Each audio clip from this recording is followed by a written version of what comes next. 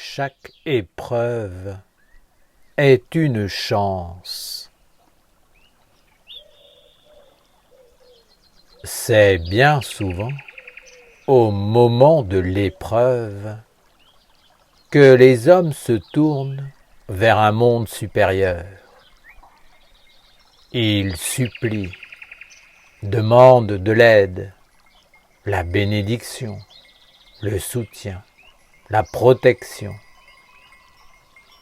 Ils veulent comprendre, avoir un éclaircissement sur les causes de leur souffrance. Les hommes ne se tournent vers l'intelligence divine que lorsqu'ils sont au pied du mur, qu'ils n'ont plus le choix, ou lorsque cela les arrange. Imaginez comment feraient les hommes s'il n'y avait pas de monde supérieur. Comment feraient-ils pour savoir s'ils sont justes? Ils seraient bien obligés de prendre leur vie en main et d'étudier les lois qui gouvernent la vie. Ils regarderaient la réalité de leurs actes et les compareraient aux lois. Alors, ils comprendraient pourquoi telle chose, agréable ou désagréable, leur arrive. Si une épreuve vient dans la vie de l'homme, c'est parce qu'il ne respecte pas les lois du Père. Dans tous les autres mondes, qu'ils soient négatifs ou positifs, elles sont pourtant respectées. Le problème de l'homme est qu'il est constitué de deux natures, l'une visible et l'autre invisible. Sa nature invisible est liée à des mondes subtils qu'il n'étudie pas, ne connaît pas, ni ne maîtrise. C'est pourquoi il ne contrôle pas réellement sa vie. Pour ce qui est de sa vie matérielle, son confort, ses besoins physiques, l'homme sait généralement comment s'y prendre et il applique les lois. Mais lorsqu'il s'agit des mondes plus grands, il laisse souvent tout à l'abandon. Il fait comme si ces mondes ne faisaient pas partie de lui, ne dépendaient pas de sa responsabilité, comme s'il n'avait pas à tenir compte de toute cette partie de son être. Qu'il le veuille ou non, c'est une réalité. L'homme a en lui deux natures et vit dans les deux terres, l'une visible, l'autre invisible. Dans ces deux mondes, il doit être conforme aux lois du Père. Ainsi, il connaîtra la belle vie. C'est pourquoi l'homme doit étudier les lois et apprendre à s'y conformer. Il doit connaître la sagesse et savoir l'appliquer jusqu'à devenir un sage. Celui qui connaît les lois de cause à effet réalisera que bien souvent, lorsque l'épreuve advient, c'est qu'il y a quelque chose à comprendre et à rectifier.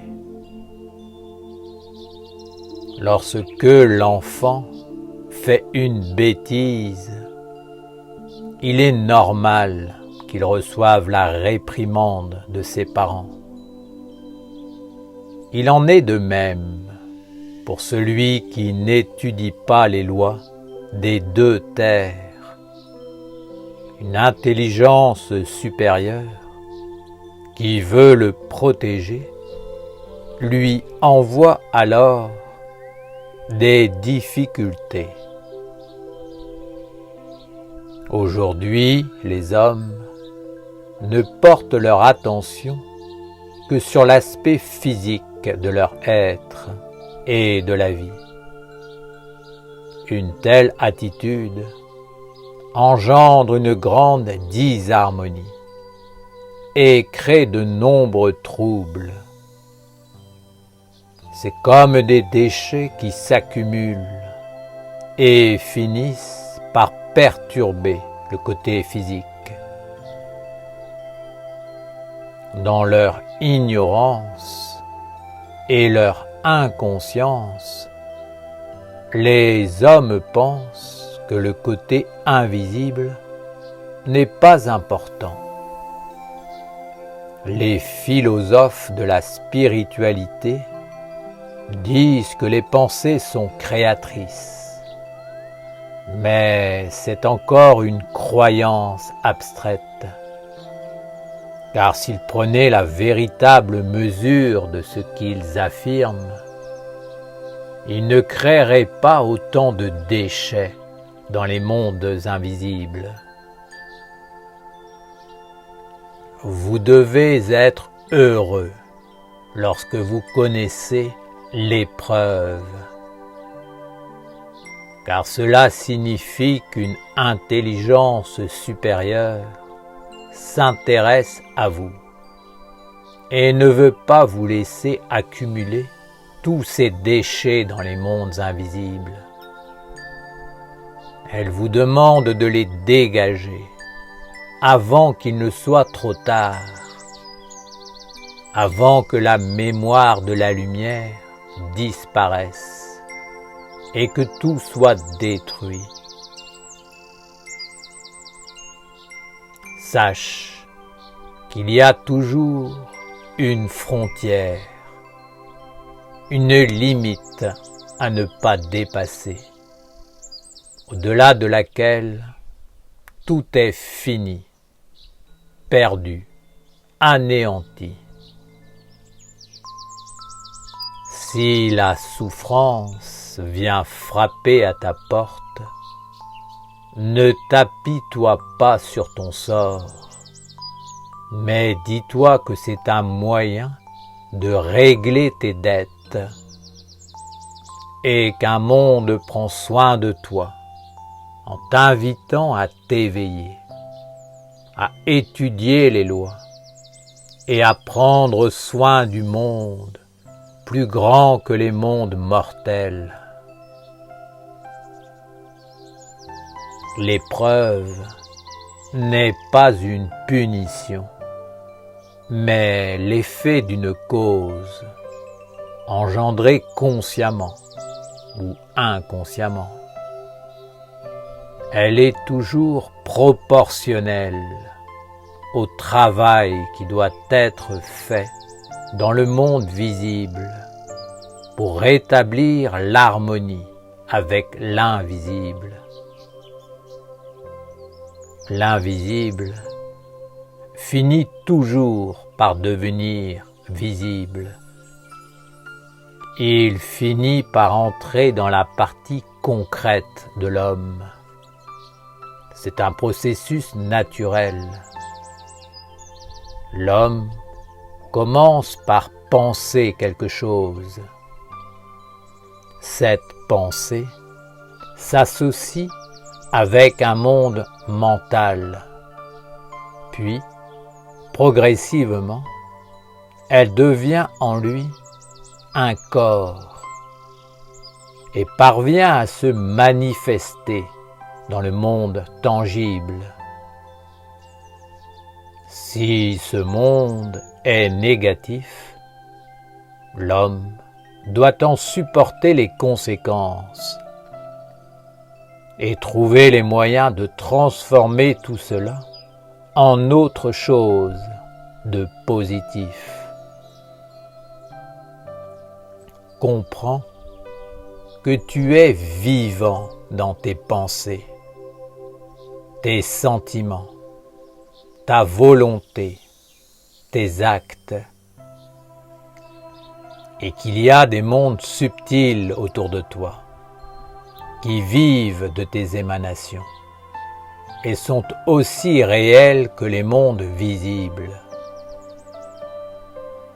Étudie les lois qui gouvernent les deux terres et approfondis la connaissance de ta partie invisible, celle que tu ne perçois pas forcément avec tes sens ordinaires, mais qui est l'essence la plus importante de ton être. Tes pensées et tes sentiments sont invisibles, mais ce sont pourtant eux qui animent ton être et génèrent des mondes en toi et autour de toi, te menant à la plénitude ou au chaos. Père Ouriel, comment faire pour maintenir un monde invisible et sacré en soi? Comment ne pas être capturé par le tourbillon de la vie, qui nous entraîne dans des illusions et nous fait croire que nous agissons bien, que nous sommes dans le vrai, alors même que nous nous trompons? Tous les mondes sont dirigés et organisés par la loi du Père. Le Père est l'unité de toutes les lois. Toutes sont issues de lui. Un être s'est emparé de la loi du Père, a menti, l'a détourné de son but. La loi n'en est pas pour autant devenue mauvaise. Cet être a détourné toutes les lois et les énergies vers le monde matériel, poussant les hommes à délaisser totalement les mondes invisibles. Il a ainsi pu s'en emparer et devenir le roi. N'oubliez pas que c'est toujours l'invisible qui gouverne le visible. Celui qui s'empare de l'invisible finit par contrôler le visible. Le menteur a dit à l'homme qu'il ne devait pas s'occuper que d'une seule terre, qu'il ne devait s'occuper que d'une seule terre, que du côté visible, de la survie du corps et de son bien-être. Les hommes ont donc abandonné l'étude des lois qui gouvernent la terre invisible. Étudie les lois sacrées qui gouvernent les deux terres. Éveille la dévotion envers le savoir qui éclaire, envers la connaissance des lois du Père. Pratique les rites qui permettent aux lois d'agir.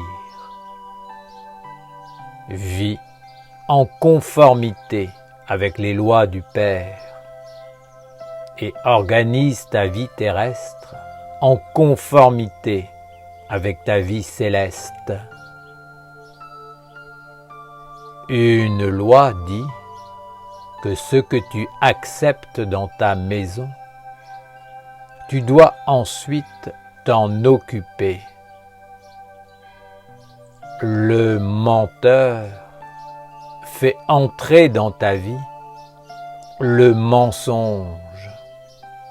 Et si tu l'acceptes, tu dois vivre pour lui, prendre soin de sa progéniture.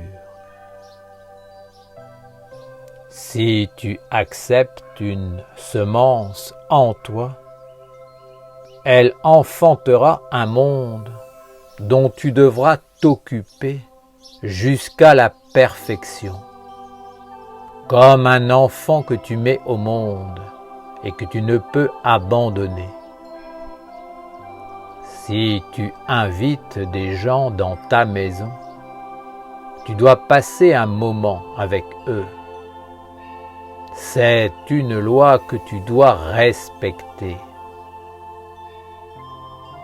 La sagesse consiste à connaître les lois des deux terres, afin de conduire sa vie dans ce qui est positif et non de subir ce qui est imposé. Organise ta vie pour devenir ce que tu es réellement, de toute éternité. Donne un corps, une existence concrète à ta nature supérieure divine, impersonnelle. Étudie cette partie immortelle en toi. Rends-la puissante pour qu'elle puisse s'incarner dans tes actes concrets. Que le monde visible, invisible, sacré, soit le moteur de ta vie, de tes actes et de tes œuvres. Alors, tu seras délivré du menteur qui cherche à réduire et à enfermer ton être dans le seul aspect visible de ta double nature et à te confiner dans un monde mortel où tu dois sans cesse lutter pour maintenir le peu que tu as.